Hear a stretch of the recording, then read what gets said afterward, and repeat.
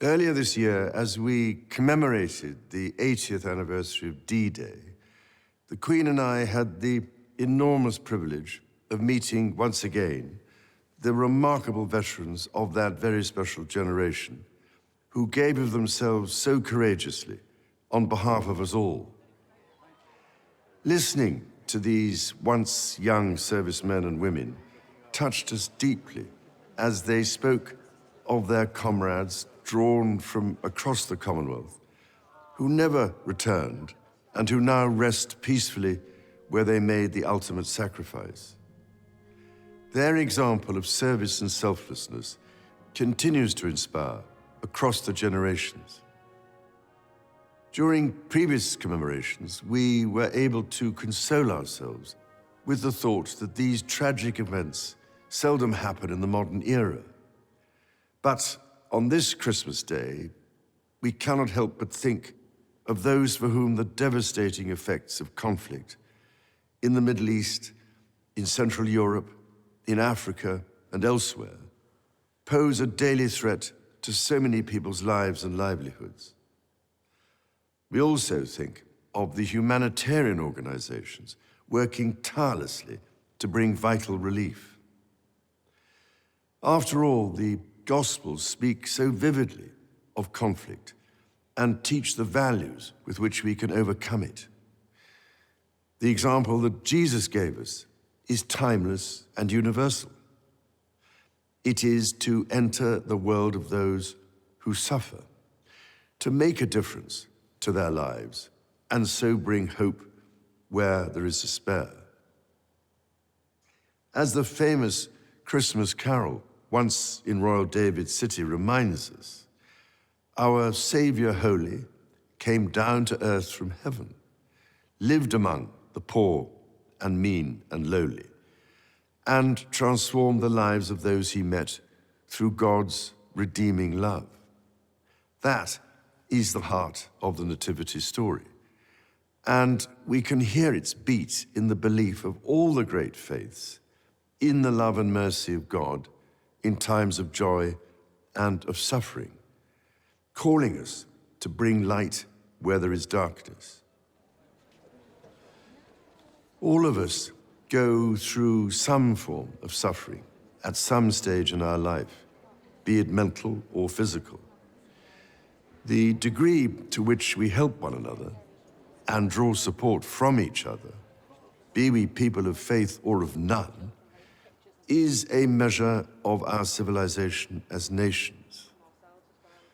This is what continually impresses me as my family and I meet with and listen to those who dedicate their lives to helping others.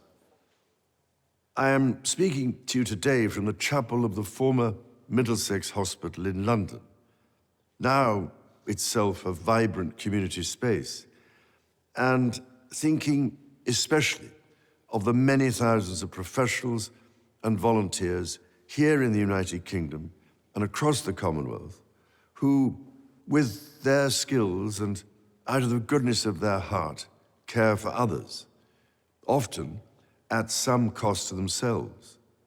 From a personal point of view, I offer special heartfelt thanks to the selfless doctors and nurses who this year have supported me and other members of my family through the uncertainties and anxieties of illness, and have helped provide the strength, care, and comfort we have needed. I am deeply grateful, too, to all those who have offered us their own kind words of sympathy and encouragement.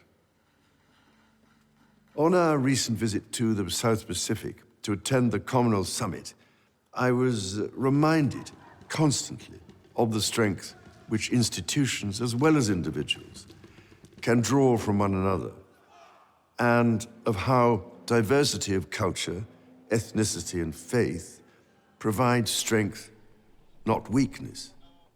Across the Commonwealth, we are held together by a willingness to listen to each other, to learn from one another, and to find just how much we have in common. Because through listening, we learn to respect our differences to defeat prejudice and to open up new possibilities. I felt a deep sense of pride here in the United Kingdom when, in response to anger and lawlessness in several towns this summer, communities came together, not to repeat these behaviors, but to repair. To repair not just buildings, but relationships. And most importantly, to repair trust by listening and, through understanding, deciding how to act for the good of all. Again, listening is a recurrent theme of the Nativity story. Mary, the mother of Jesus, listened to the angel who revealed to her a different future full of hope for all people. The message of the angels to the shepherds, that there should be peace on earth, in fact echoes through all faiths and philosophies.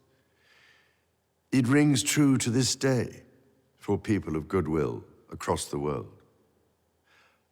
And so it is with this in mind that I wish you and all those you love a most joyful and peaceful Christmas.